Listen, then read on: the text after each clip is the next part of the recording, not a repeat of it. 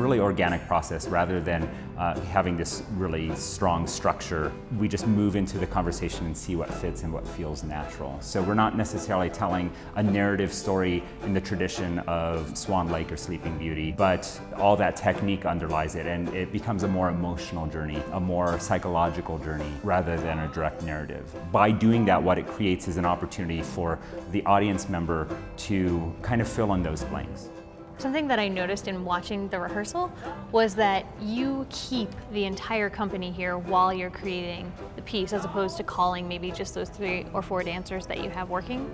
Why do you make that decision as a company? When I'm creating a new work like this one, where I'm kind of fleshing out the narrative while I'm creating with them, it really helps me to kind of see who I have available. Sometimes I'll make a discovery mid-process in a movement that this particular character or this particular person has a role in it that I didn't foresee. They're my biggest inspiration. So keeping that energy going and keeping that sense of journey together is really important to me. I think in the end, it really is a process of discovery for all of us. The new full-length ballet, A Gothic Folktale, is the result of Wonderbound's latest discovery process. A Gothic folktale really has been an evolving idea. And it is what we would call a Mongo collaboration. Mongo, because in addition to its 11 dancers, Wonderbound's Faye and Eamon enlisted the creative energy and talent of an illusionist and a musician to help craft its latest ballet. A sound that is at once old and new. That's what musician Jesse Manley strives for when creating music. I was really excited to do a full-length ballet and to be able to really dive in. I just knew I was going to evolve a lot as an artist. I immediately had a couple ideas in mind about music I thought would fit. When I knew the concept and I knew there was going to be magic involved, I was able to dive into a whole different kind of music. One of the things I did do for this project specifically was pick up the tenor banjo. It's a smaller version of the banjo, and it's got 4 strings, and it was used a lot in vaudevillian music, and so with the feel and the concept of the project, I felt like that just fit in really well.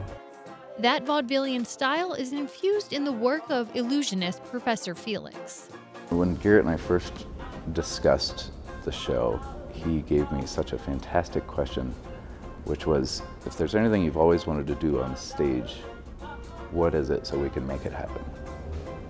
And that is a fantastically exciting element of what we're doing. My greatest trick is turning adults into children, just taking people away from their daily lives and putting them somewhere else, even for just a moment. Costume designer KRAS stitched together the magic, mood, and mysticism established by A Gothic Folktale's other elements. In Gothic, we have lots of different elements from lots of different eras. This jacket is for one of our dancers. He is supposed to be kind of like the producer of this vaudevillian magician show. It's made to be a little more imposing, to show that authority, and to be also very regal and elegant. Visually, you can kind of expect a lot of different textures. We're really big on volume and movement here, so there'll also be a lot of very velvety fabrics and lots of different surprises.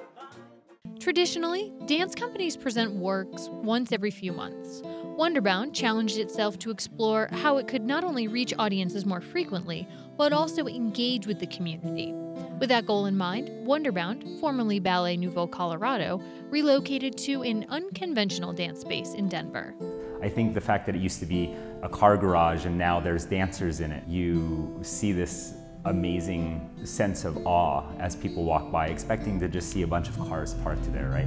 But instead, what they found is human beings that are working together to create something. And in the traditional reality that we were functioning in, we were only coming in contact with the community on a once every couple month basis. And we asked the question, what if we could be coming in contact with the community every single day? We're surrounded by 3 homeless missions, and our audience on a daily basis is the homeless, and they will stand outside our garage doors for hours, and they'll clap, and they'll bring their friends from the neighborhood, and it gives them something that they desperately need, and I think it can promote hope.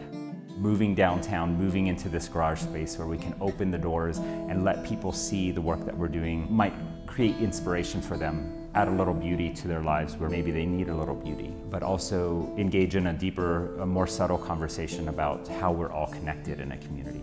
And that's what dance comes from. It comes from coming together. It is something that's meant to be shared.